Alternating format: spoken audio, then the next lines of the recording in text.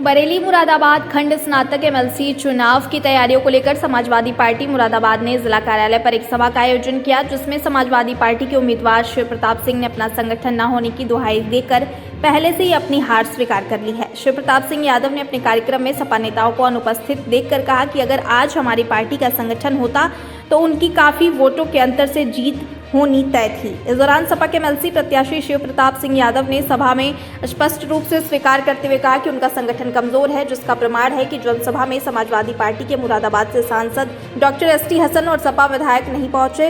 इस बैठक में सिर्फ मुरादाबाद देहात से सपा विधायक हाजी नासिर कुरैशी पहुंचे और उन्होंने शिव प्रताप सिंह यादव को पूरा आश्वासन दिया है कि उनके चुनाव में जितना भी सहयोग संभव होगा वह करेंगे। वहीं सभा के बाद मीडिया से मुखातिब होते हुए सपा प्रत्याशी ने उनके संगठन न होने पर पूछे गए सवाल पर सफाई देते नजर आए।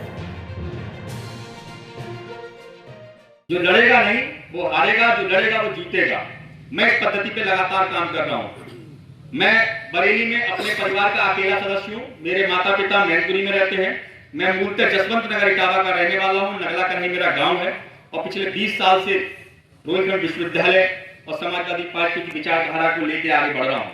आज उसी का नतीजा है कि एक गरीब घर का लड़का इतनी बड़ी टिकट ले गया। आप विश्वास करिए, मेरे चुनाव में तमाम मेरे साथी बिना स्वार्थ के, बिना किसी लेन देन के दिन रात मेहनत कर रहे हैं। हमारे यहाँ लगातार टीमें दिन में और रात में काम कर रही हैं और ये कारण है कि मैंने अपने आप को 9 जिले में फैलाने का काम किया। मैं बरेली से लेकर ठाकुरद्वारा तक जाने का मैंने काम किया, बरेली से लेकर गजरौला तक जाने का काम किया, बरेली से लेकर पोबाय तक जाने का काम किया और बरेली से लेकर आपकी शारदा नहर, शारदा पार पीलीभीत में जो नेपाल बॉर्डर था वहां तक जाने का काम किया, क्योंकि मुझे समाजवादी पार्टी ने टिकट बहुत पहले दे दिया था और मेरे पास एक पर्याप्त समय था। लेकिन कहीं ना कहीं हमारी संगठन न होने की वजह से नुकसान हुआ है। आज समाजवादी पार्टी का संगठन मौजूद होता तो कहीं ना कहीं ये संख्या हमारी 2-3 लाख के आसपास पहुंचती और हम बहुत बड़े मार्जिन से चुनाव जीतते। समाजवादी पार्टी के पक्ष में चुनाव इसलिए और है क्योंकि जो हमारे विपक्ष में कैंडिडेट है, उस कैंडिडेट ने अपने 8 साल के कार्यकाल में किसी भी व्यक्ति से मिलने का काम नहीं किया और ये आवाज सब जगह से आ रही है। जहां जहां मैं जा रहा हूं वहां से यही आवाज आ रही है कि उस कैंडिडेट ने कभी भी मिलने का काम नहीं किया, ना भी किसी विद्यालय को कोई योगदान दिया, ना ही किसी युवा साथी की मदद की, ना ही किसी संस्था में कोई उसके निर्माण के लिए कोई पैसा दिया। ये ग्रेजुएट्स का बोर्ड चुनाव है और ये 6 साल बाद चुनाव होता है और हर बार इसमें नया मतदाता बनाया जाता है और क्योंकि इसमें ज़्यादातर मतदाता युवा है और आज युवा इस सरकार से बहुत ज़्यादा प्रभावित है, बहुत ज़्यादा परेशान है क्योंकि बेरोजगार घूम रहा है।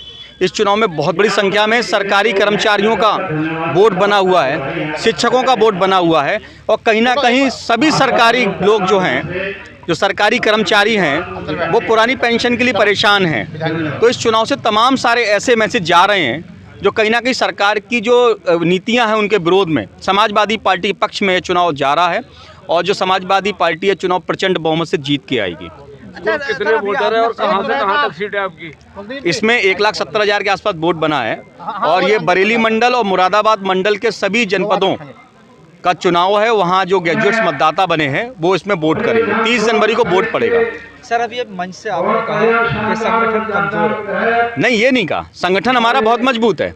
हमने संगठन को कहा कि सब एकजुट होके लगें तो ये चुनाव हम 100% जीत लेंगे। 3 लाख वोटों से जीतते आपने कहा कि कम से कम 3 लाख। नहीं, इसमें जागरूकता की कमी रहती है क्योंकि इस चुनाव में वोटर्स को ये नहीं पता होता है कि उसका हर बार नए हिसाब से वोट बनता है और प्रशासन द्वारा इसमें कोई सहयोग नहीं दिया जाता है।